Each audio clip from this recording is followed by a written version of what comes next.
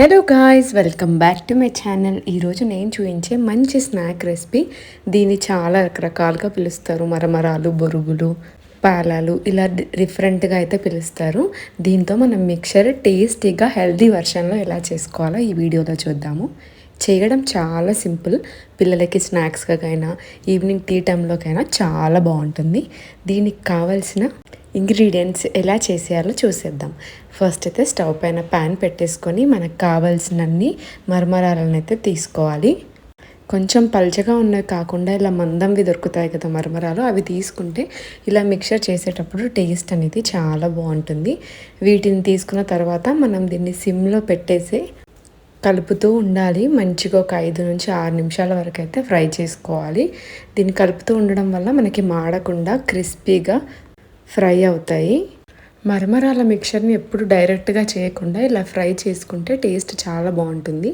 మనం ఇలా చేయితో ప్రెస్ చేస్తే ఇలా క్రిస్పీగా అయిపోవాలి. అప్పటి వరకు అయితే ఒక 5 నిమిషాలు పడుతుంది.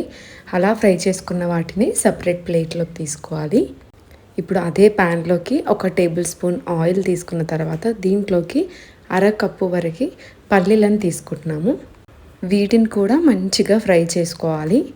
పల్లీలు నచ్చితే ఇంకా కొంచెం ఎక్కువ క్వాంటిటీ కూడా తీసుకోవచ్చు. ఒకవేళ పల్లీలు నచ్చకపోతే మనం ఈ ప్లేస్లో క్యాష్యూస్ కానీ డ్రై ఫ్రూట్స్ ఏవైనా కూడా ఇలా ఫ్రై చేసి వేసుకోవచ్చు. ఇప్పుడు ఫ్రై చేసిన పల్లీలను కూడా మనం ఒక సపరేట్ బౌల్లోకి తీసేసుకుందాము. మనం వీటిని కూడా సిమ్లో పెట్టి ఫ్రై చేసుకుంటే లోపల పచ్చిగా లేకుండా మంచిగా ఫ్రై అయ్యి ఇలా క్రిస్పీగా అవుతాయి. ఇప్పుడు సపరేట్గా తీసుకున్న తర్వాత అదే ప్యాన్లోకి కొద్దిగా ఒక 1 టేబుల్ స్పూన్ వరకు జీలకర్ర వేసుకున్న తర్వాత ఇది చూసారు కదా మంచిగా ఫ్రై అయిపోయింది. ఇప్పుడు సన్నగా కట్ చేసిన కొబ్బరి ముక్కలు, పుట్నాలు ఇక్కడ నేను రోస్టెడ్వి తీసుకున్నాను. మీ దగ్గర పచ్చి ఉన్నా కూడా తీసుకోవచ్చు. అలాగే దీంట్లోకి మెయిన్ ఇంగ్రీడియంట్ నేను ముందే కరివేపాకు ఇంకా వెల్లుల్లిని పౌడర్ చేసి పెట్టుకున్నాను. ఇది ఎలా చేయాలో తెలుసుకోవాలంటే నేను ఆల్రెడీ నా ఛానల్లో అయితే కరివేపాకు కారం పొడి కూడా నేను రెడీ చేశాను. ఒకసారి ఇక్కడ లింక్ ఇస్తాను, చెక్ చేయండి. అది వేసుకున్న తర్వాత చిటికెడు ఉప్పు వేసుకొని ఒకసారి అంతా 2 నిమిషాలు పచ్చి వాసన పోయేంత వరకు అయితే కలుపుకోవాలి. ఇప్పుడు 1 టేబుల్ స్పూన్ కారం, రుచికి సరిపడా సాల్ట్ని కూడా యాడ్ చేసుకోవాలి. మనం ఆల్రెడీ కరివేపాకు వేసుకునేటప్పుడే దాంట్లోకి వెల్లుల్లి, జీలకర్ర ఇవన్నీ వేసాం కాబట్టి కారం, ఉప్పు ఎక్కువగా ఏం పట్టదు. ఒక్కసారి మీరు ఇలా కరివేపాకు ఇలా పొడి వేసి ట్రై చేయండి, చాలా డిఫరెంట్గా ఉంటుంది. మనం నార్మల్గా కరివేపాకు వేసుకుంటే పిల్లలు అవి తీసేసి తింటారు. ఇలా పౌడర్ చేయడం వల్ల మనకి టేస్ట్తో పాటు హెల్దీ కూడా.